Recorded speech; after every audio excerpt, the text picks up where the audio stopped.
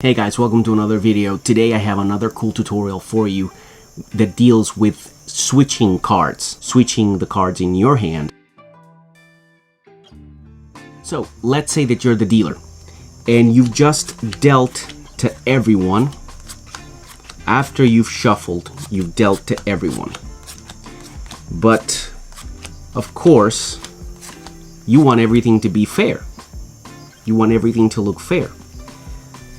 So you've dealt yourself a really bad hand. I mean, yes, I have a pair of 10s, but this isn't gonna knock out any pots. Of course, your cards are gonna be placed here face down. And as people are betting and they're smoking or drinking or talking or whatever, as you take the deck in your hand to turn it like so, you are actually getting a tiny break over the back of the bottom cards. You're gonna move the deck in, and as the deck moves into the deck, this left hand is gonna come in, sliding the cards away. Simultaneously, the deck is dropped on the table and moved forward. Now you move this way and you grab your hand, you look at the cards one more time. Now once the entire round has ended of people betting, you're ready to show your hand, which just so happens to be for jacks. Let's get into the finer details of that move. Before you begin, the setup is going to be that you're going to have a very strong four of a kind, in this case for jacks, and that is going to be at the bottom of the deck. Okay, but instead of dealing from the bottom, we're going to use a simpler technique, which is going to be to switch the cards out. Okay, now when you deal, you will deal fairly to everyone, including yourself. Everything will be dealt fairly from the top. Okay, deal to every single player their cards, say four-handed for everyone, and you still have secretly your four of a kind here on the bottom. Grab your cards, you take a look at them, nothing special. I've got an ace, a queen, a 3, and a 7. Ace is good, queen is pretty good, but this isn't gonna form anything substantial, okay?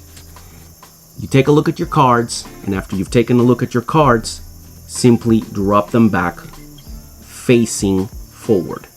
Now remember, everyone's gonna be distracted looking at their cards and buying in if they have good cards.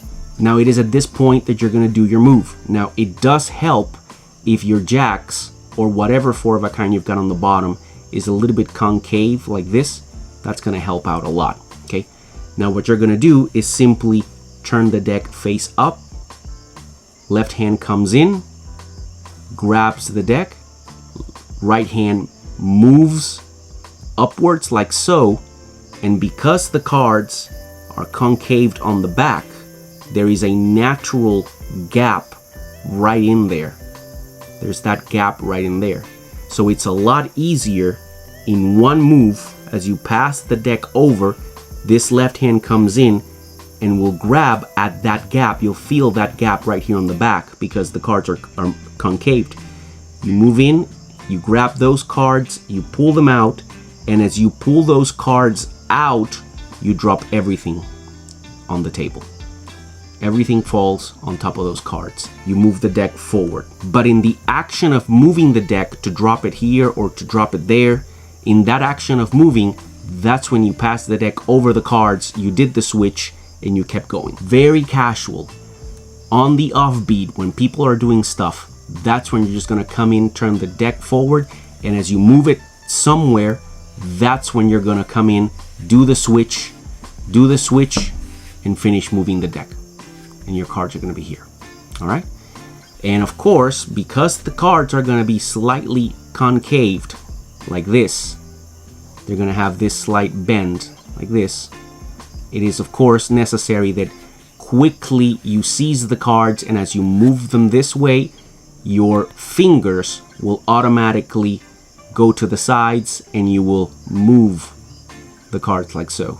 Other hand comes down here and you bend the cards this way, and then just spread them out to kind of look at your cards. So that is one way that you can switch cards. And this is something that's fairly common. A lot of card cheats don't tend to play the hand that they're dealt. They play the hand they've got pinned at the back of their knee. And so many different techniques exists for switching out cards. This is commonly known as mocking or card mocking. This technique, this is why I wanted to teach you this one. This one may not be a flawless, invisible technique that you can use as a high roller in a very high-end poker game. Far easier to learn and far easier to use and master in a shorter amount of time that you can use when you're performing. But anyhow, this is a very simple way that you can switch cards. So guys, that is going to be it for today. I hope you enjoyed the video, found something helpful. Don't forget to like, comment, and subscribe.